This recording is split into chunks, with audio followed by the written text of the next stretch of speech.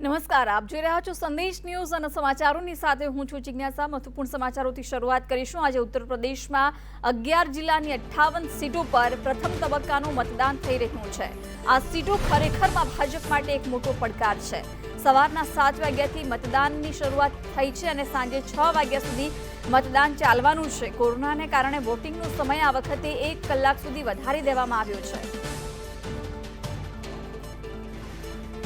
અને आज अंगे વધુ વિગતો મેળવીશું। संवाददाता अजय यादव जोड़ाया है। अजय, प्रथम फेज में आज मतदान यूपी में हो रहा है, अभी तक कितना मतदान हुआ?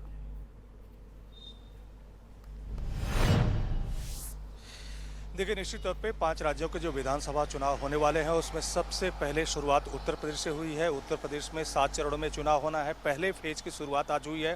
पहले चरण की अगर बात करें तो ये पूरा इलाका जो है पश्चिमी उत्तर प्रदेश का है, जो देश की राजधानी दिल्ली से सटा हुआ है। इसमें 11 जिले आते हैं और कुल 58 सीटें आती हैं। और इस विधानसभा को चुनाव को कराने के लिए केंद्र सरकार की तरफ से या चुनाव आयोग की तरफ से जम के तैयारियां की गई थी। 796 जो केंद्रीय अर्धसैनिक बलों की टुकड़ियां हैं उसको तैनात किया गया था, जिसमें 724 जो टुकड़ियां हैं वो इन 11 जिलों में तैनात की गई थी। 15 टुकड़ियां जो है अर्धसैनिक बलों की वो स्ट्रांग रूम के लिए रिजर्व रखी गई हैं। और इसी तरह से जो ईवीएम मशीन है उसके लिए 5 कंपनियां तैनात की गई हैं। इसी तरह से 5 पीएसी की कंपनियां जो हैं वो अलग अलग इलाकों में सिक्योरिटी रीजन से रखी गई हैं। कुल मिला के आज के पूरे इलेक्शन को अगर देखें तो आधा घंटा अभी भी बचा हुआ है और वोटिंग की प्रक्रिया चल रही है। लेकिन कुछ छिटपुट घटनाओं को अगर छोड़ दें तो कहीं से भी कोई अप्रिय घटना नहीं आई है। हालांकि समाजवादी पार्टी और आरएलडी गठबंधन की तरफ से कई बूथों पर देर से वोटिंग कराने और कई मशीनों के खराब होने की शिकायत की। और साथ ही साथ एक शिकायत इलेक्शन कमीशन से ये भी की गई है कि एक वोटर जो है वो समाजवादी पार्टी को वोट करना चाहता था, बुजुर्ग था, लेकिन कुछ अधिकारियों के द्वारा उसको जानबूझ करके भारतीय जनता पार्टी के लिए वोटिंग करवाई गई। तो इसकी शिकायत इलेक्शन कमीशन से की गई थी। लेकिन अगर इस सब को लेके छोड़ दिया जाए तो बाकी कहीं से भी कोई अप्रिय घटना नहीं हुई। लेकिन सुबह 7 बजे से जब चुनाव मतदान की प्रक्रिया शुरू हुई तब मतदान की प्रक्रिया काफ़ी धीमी थी और ऐसा लग रहा था कि पिछले बार यानी 2017 के विधानसभा चुनाव में जितने वोटिंग परसेंटेज थे शायद इस बार उत्तर प्रदेश के विधानसभा चुनाव में इतने परसेंटेज वोटिंग न हो। लेकिन जब 3 बजे का आंकड़ा आया तब देखने में आया कि सबसे कम वोटिंग नोएडा में हुई है, जो कि 43% के करीब है। लेकिन बाकी के इलाकों में 52% के करीब हुई है, जबकि 2017 के विधानसभा चुनाव में करीब 61% के करीब वोटिंग हुई थी। बाकी 3 बजे का अभी आंकड़ा आया है, लेकिन जब माना जा रहा है कि जब वोटिंग खत्म होगी यानी 6 बजे तब ये परसेंटेज हो सकता है कि 61% को क्रॉस कर जाए। यानी एक बेहतर परसेंटेज इस बार उत्तर प्रदेश के विधानसभा चुनाव में देखने को मिल रहा है। जहां तक इन 11 जिलों में 58 विधानसभा सीटों की बात करें तो 2017 के विधानसभा चुनाव में भारतीय जनता पार्टी को 53 सीटें मिली हुई थी। 2 सीटें जो थी और समाजवादी पार्टी को मिली हुई थी, 2 सीटें बहुजन समाज पार्टी को मिली थी और 1 सीट आरएलडी को मिली हुई थी। और आरएलडी का जो विधायक था बाद में आरएलडी को छोड़ करके भारतीय जनता पार्टी में ज्वाइन कर लिया।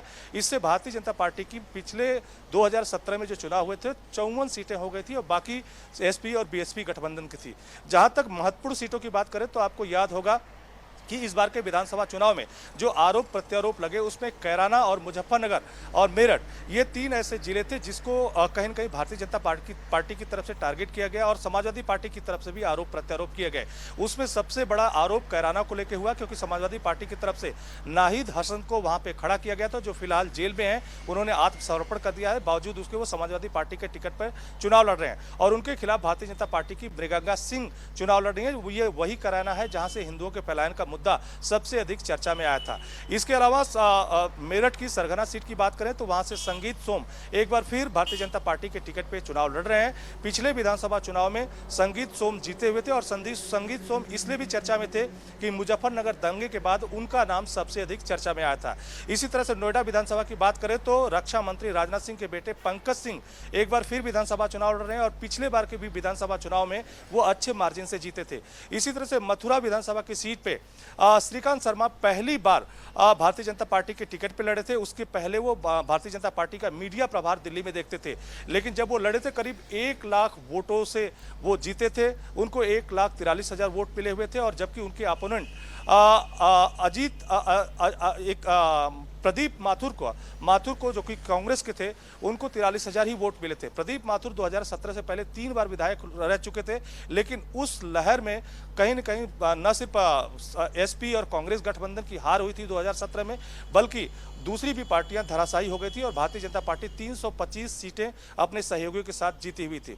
तो फिलहाल अभी भी जो वोटिंग का दौर है वो चल रहा है और माना जा रहा है कि जब 6 बजे अंतिम वोटिंग परसेंटेज आएगा तो हो सकता है कि पिछले बार जो 61% के वोट परसेंटेज देखने को मिले थे, उसको ये वोट परसेंटेज इस बार क्रॉस कर जाए। जी बिल्कुल, वोटिंग में अभी भी आधे घंटे की देर है, लेकिन बात अगर अजय आगरा की जाए तो आगरा में अभी तक कितना फीसदी वोटिंग हुआ है और क्या माहौल वहां पे देखने को मिल रहा है?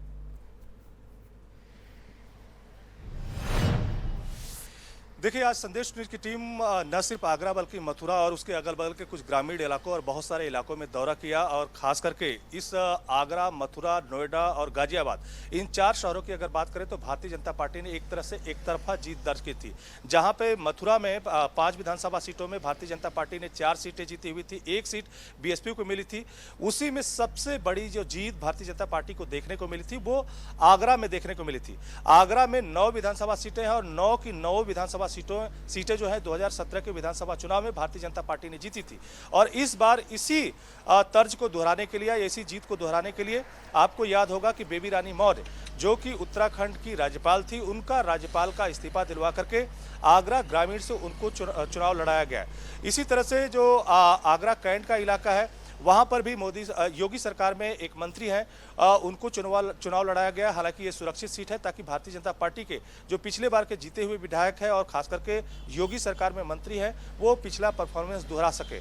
हम लोगों ने जहां जहां पे दौरा किया, देखने में आया कि लोग बढ़ चढ़ के हिस्सेदारी कर रहे थे, लेकिन आगरा के कई सारे इलाके हैं जहां पे वोटिंग परसेंटेज अभी भी बाकी के जिलों से वोटिंग परसेंटेज कम दिखाई दे रहा है। सबसे कम वोटिंग परसेंटेज आज जो देखने में अभी तक मिला है 3 बजे के आंकड़े के हिसाब से, वो नोएडा में देखने को मिला है, लेकिन इसी तरह का आंकड़ा आगरा कैंट में भी देखने को मिला है। हालांकि वो परसेंटेज थोड़ा ज़्यादा है, लेकिन ओवरऑल अगर देखें तो करीब 43 से लेकर के 45% के करीब आगरा के पूरे इलाके में अभी 3 बजे का परसेंटेज देखने को मिला है। लेकिन जिस तरह की भीड़ पोलिंग बूथों पे देखने को मिल रही थी, उससे लग रहा है कि शायद ये आंकड़ा 60% के करीब पहुंच जाए या हो सकता है इससे थोड़ा कम रहे।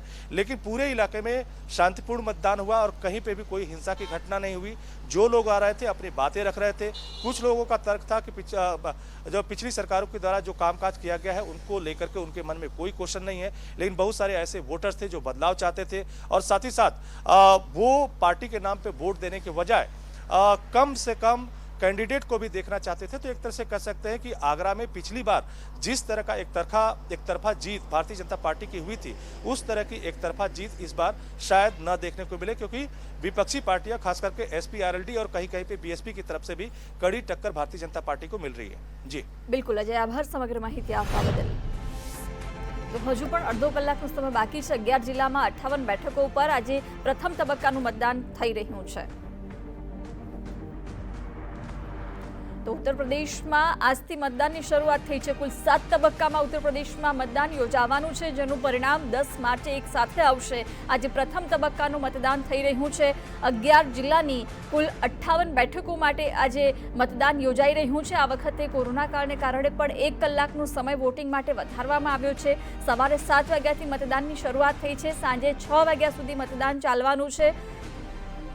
ઉત્તર પ્રદેશમાં છેલ્લી ઘડી સુધી પ્રચાર પ્રસાર તમામ પક્ષો તરફથી કરવામાં આવ્યું છે। જનતાને આકર્ષવાના પ્રયાસો થયા। આજે પ્રથમ તબક્કાનું મતદાન યોજાઈ રહ્યું છે।